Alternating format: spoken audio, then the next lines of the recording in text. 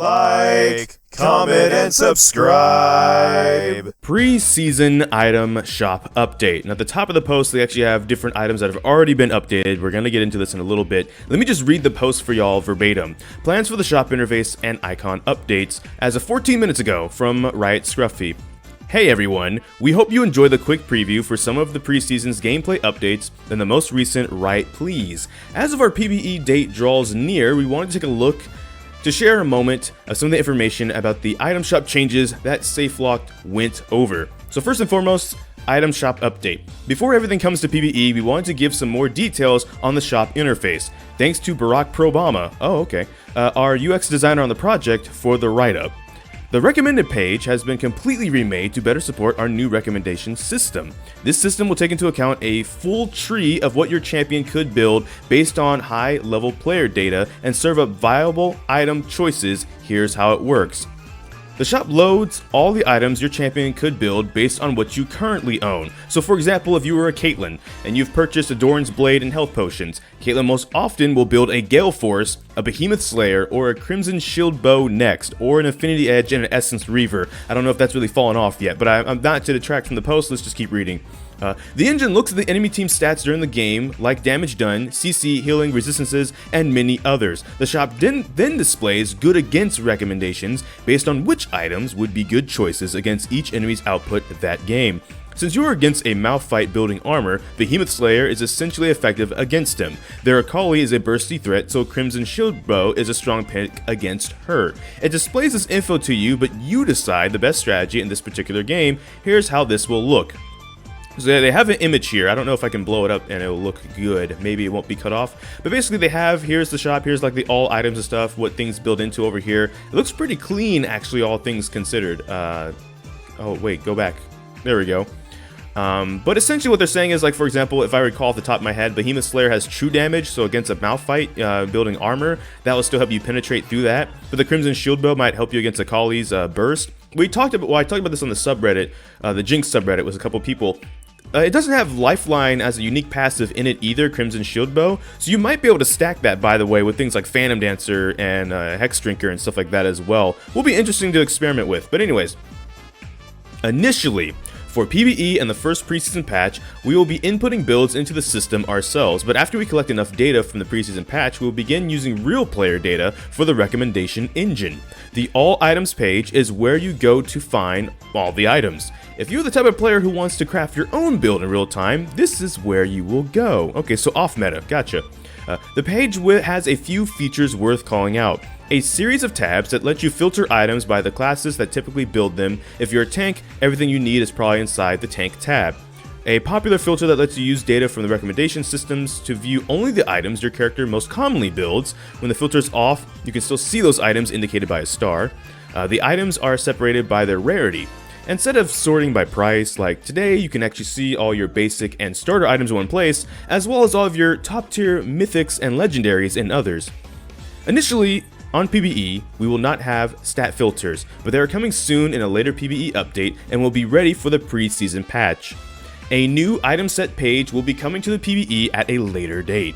Still in time to ship with preseason, but maintains all the functionality you know and enjoy today. Custom item sets will be supported, as will third-party applications loading dynamic sets for your champion.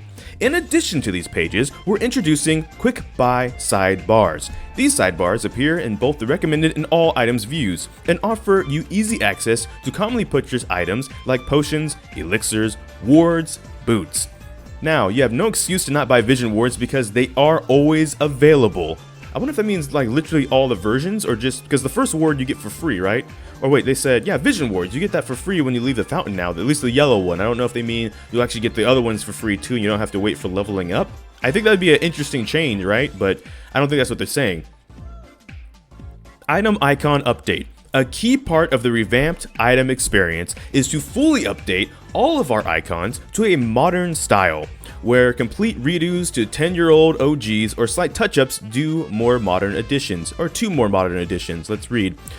We're targeting a few different goals simultaneously with these updates. First of all, Readability.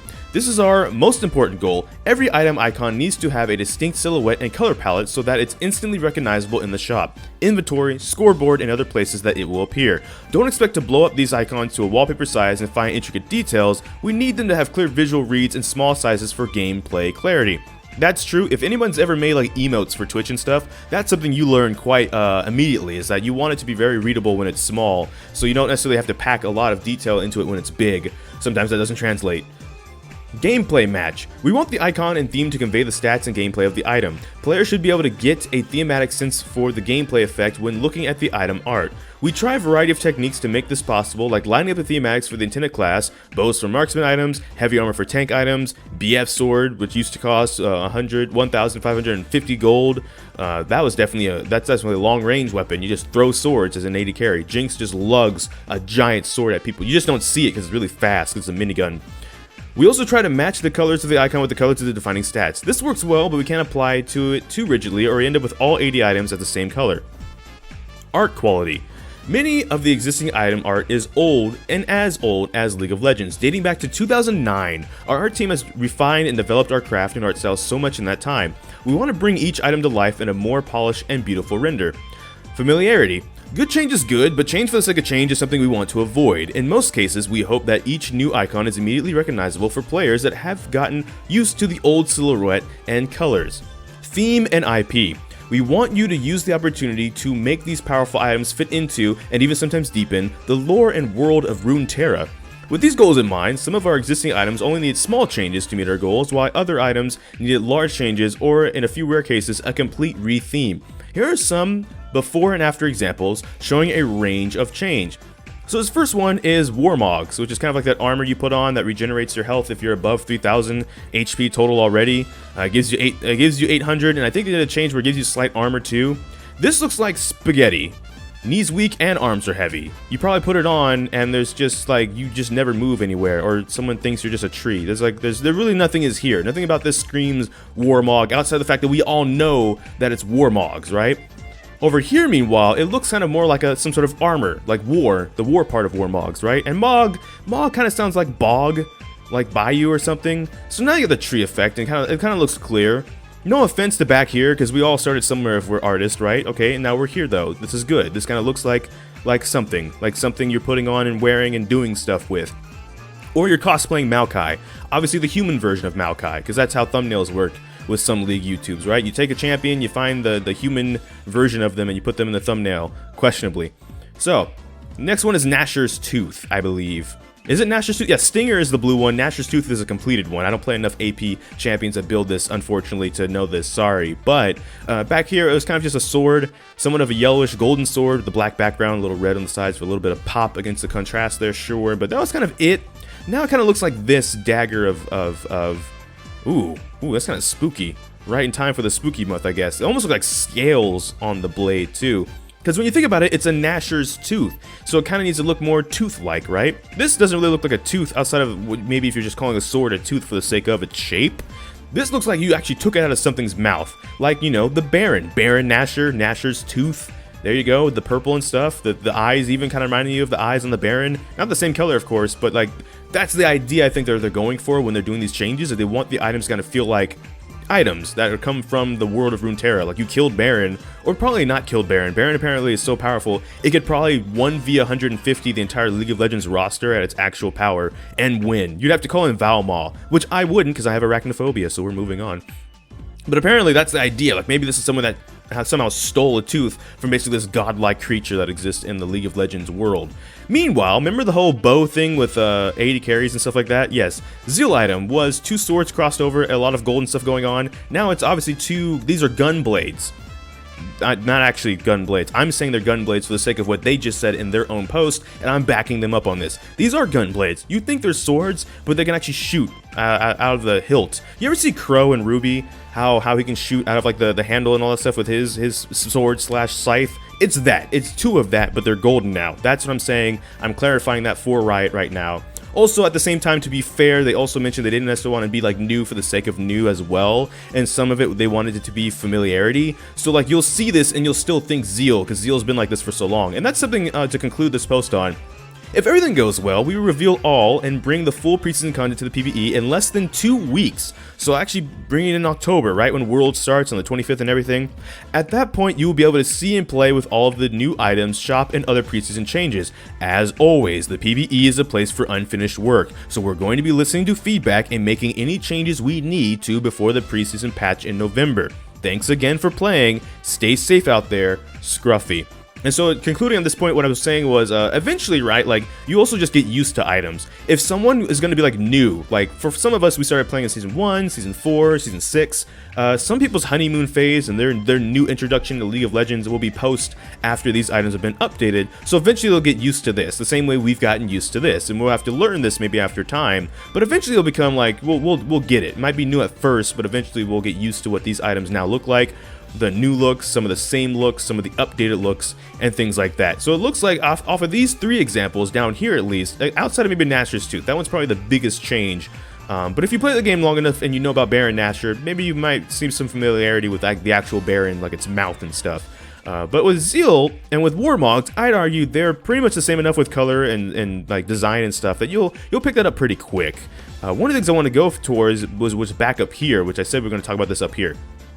These look like a lot of updated items, and we're going to play Guess the Item, because obviously these items don't have their names next to them. I believe this is the Cloak of Agility. That's, oh no, it's no magic mantle, the magic resist cloak, my bad, never mind. Cloak of Agility is the crit one. I'm thinking of the magic one though. It's the same color, definitely updated and stuff like that. Obviously this is probably Longsword, the 350 sword item, Zhonya's Hourglass, the blasting wand that you build. You used to build, what was it, needlessly large rod, blasting wand, and the amp toad into death cap. That was back in the days, huh? When death cap also used to be super expensive, and needlessly large rods used to be 1600 gold. This one might be Thorn Mail. I know it's an armor item of some sort. Off the top of my head, I honestly can't tell you which one that one is, but Thornmail seems like it's old enough it could use a little bit of a touch-up, especially because up here in the middle, we have the Chainmail armor item, which builds into things like Sunfire Cape and all that stuff too, so I imagine, you know, 1-2 punch there. The pickaxe, obviously. Pickaxe getting a little bit of update. Why do we have pickaxes and swords and they build into guns? I don't really know. You can answer that in the comment section down below. This is the, what's it called, Edge of Night, which was already a newer item. It looks like they're giving it a little bit more of a touch-up. Or it's like Banshee's Veil or something like that, where it's an older item that they're giving a new touch-up. And maybe I'm thinking of Edge of Night because it looks similar, but it'll be different enough. This, I'm guessing, is Morello Nemicon? Morello's?